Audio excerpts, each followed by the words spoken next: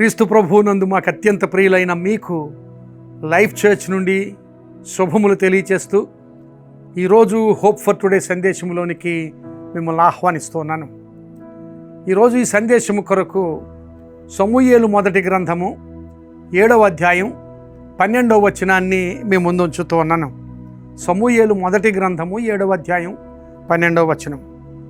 అప్పుడు సమూయేలు ఒక రాయి తీసి మిస్పాకును షేనుకును మధ్య దానిని నిలిపి, ఇంతవరకు యెహోవా మనకు సహాయము చేశానని చెప్పి దానికి ఎబెనెజరు అను పేరు పెట్టెను. ప్రియులారా, ఇశ్రాయేలీయుల మధ్య దేవుడు ఘనమైన కార్యాలు చేసిన సంగతి ఇక్కడ వాక్యంలో మనం గమనించగలం. అంతకుముందు అదే గ్రంథము సమూయేలు మొదటి గ్రంథము 4వ అధ్యాయంలో ఇశ్రాయేలీయులకు ఫిలిష్తీయులకు యుద్ధము జరగగా ఫిలిష్తీయులు ఇశ్రాయేలీయులను ఓడించి వారిని ఓడించడం మాత్రమే కాక ఇశ్రాయేలీయుల మధ్యనున్న దేవుని నిబంధన మందసాన్ని వారు తీసుకుని వెళ్ళిపోయారు. అంతవరకు ఇశ్రాయేలీయుల మధ్య దేవుని మందసము చాలా గొప్ప ఆశీర్వాదకరమైందిగా ఉండేది. దేవుని మందసం ఎక్కడ ఉంటే అక్కడ దేవుని సన్నిధి వారితో ఉన్నదని వారి విశ్వాసం. అలాగే ఆ మందసం ఉన్న చోట దేవుని సన్నిధి వారితో ఉండేది. అలాంటి దేవుని సన్నిధికి ప్రత్యేకగా ఉన్న ఆ నిబంధన మందసాన్ని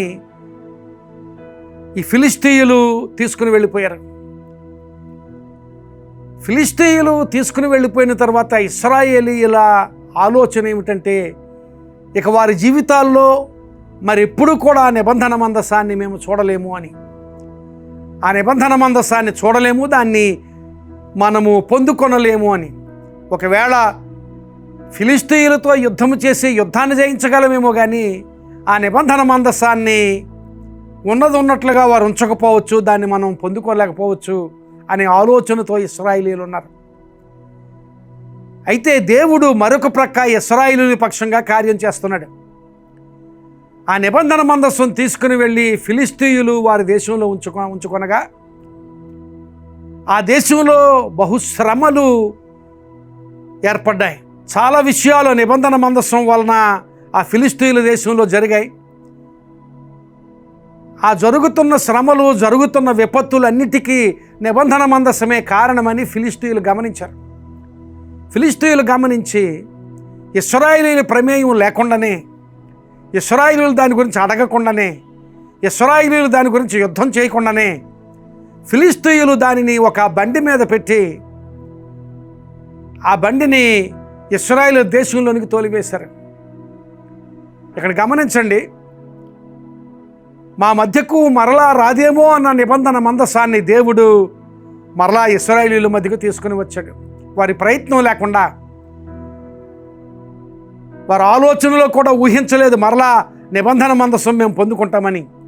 అయినప్పటికీ వారి ప్రయత్నం లేకుండా, యుద్ధం లేకుండా, ఏమీ లేకుండా నిబంధన మందసాన్ని దేవుడు మరలా ఇశ్రాయేలీయుల మధ్యకు తీసుకుని వచ్చాడు. అంత మాత్రమే కాదు, సమూయేలు పిలుపునిచ్చాడు, మీరు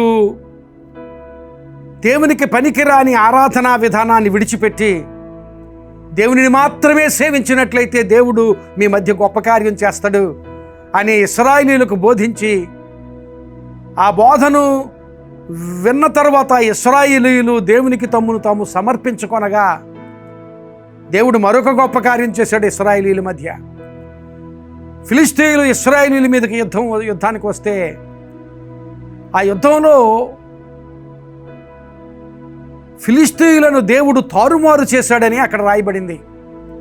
ఇప్పుడు మనం చదువుకున్న వచనానికి ముందు వచనాల్లోనే ఫిలిష్తీయులను దేవుడు తారుమారు చేశాడు.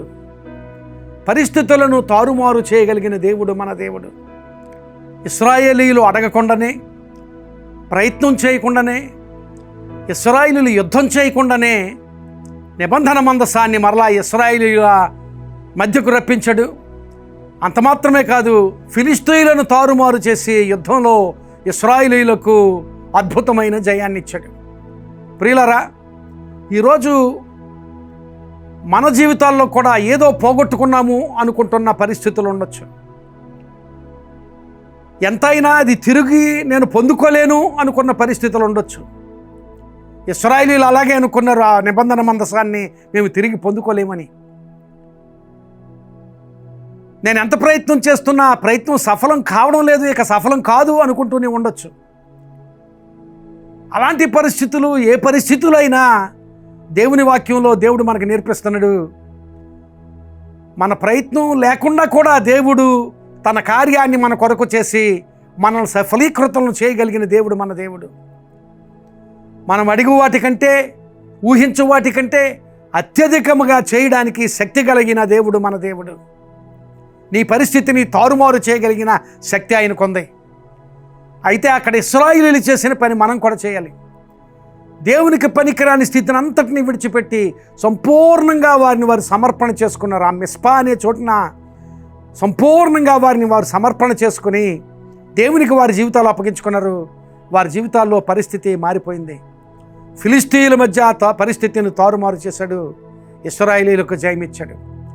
నీకు వ్యతిరేకంగా ఏ పరిస్థితి ఉన్నా, నీకు ఆటంకంగా ఏ పరిస్థితి ఉన్నా, లేక నీకు ఎలాంటి విపత్కరమైన పరిస్థితులు నీ జీవితంలో నీవు అనుభవిస్తున్నా, వాటన్నిటినీ తారుమారు చేసి నీకు జయాన్ని, నీకు ఆశీర్వాదాన్ని ఇవ్వడానికి ఇష్టపడుతున్న దేవుడు.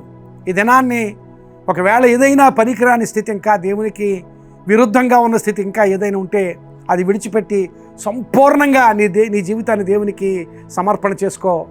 దేవుడు తప్పక నీ పరిస్థితి, నీ జీవితంలో ఉన్న వ్యతిరేక పరిస్థితులన్నిటినీ, విపత్కరమైన పరిస్థితులన్నిటినీ, నీ విఫలత అంతటిని తారుమారు చేసి నీకు జయమిచ్చి ఉన్నతమైన ఆశీర్వాదం ఇస్తాడు.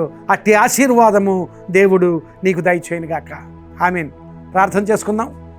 కృపగలిగిన మా తండ్రి, పరిశుద్ధుడా, మీకు స్తోత్రాలు చెల్లిస్తున్నాం. నిజమే ప్రభువా, మేము అడిగేదానికంటే, ఊహించేదానికంటే అత్యధికంగా చేయడానికి శక్తి కలిగిన దేవుడవు. మా పరిస్థితులు మీ చేతులకు అప్పగించుకుంటున్నాం ప్రభా. ఈ మాటలు విన్నవారు వారి జీవితాల్లో ఏ వ్యతిరేకత ఉన్నా, ఏ విఫలత ఉన్నా, వాటన్నిటిలో కూడా ప్రభువా పరిస్థితులను తారుమారు చేసి గొప్ప కార్యాలు జరిగించమని, ఉన్నతమైన ఆశీర్వాదాలతో బిడ్డలను నింపమని, మీ ఆశీర్వాదం దయచేసి విశ్వాసంలో బలపరచమని, వారిని వారి కుటుంబాలను ఆశీర్వదించమని, వారి అవసరతల్లోనూ సమస్యలలోనూ మీ సహాయం దయచేయమని యేసు నామమున అడుగుచున్నాను తండ్రి. Amen. God bless you my friend.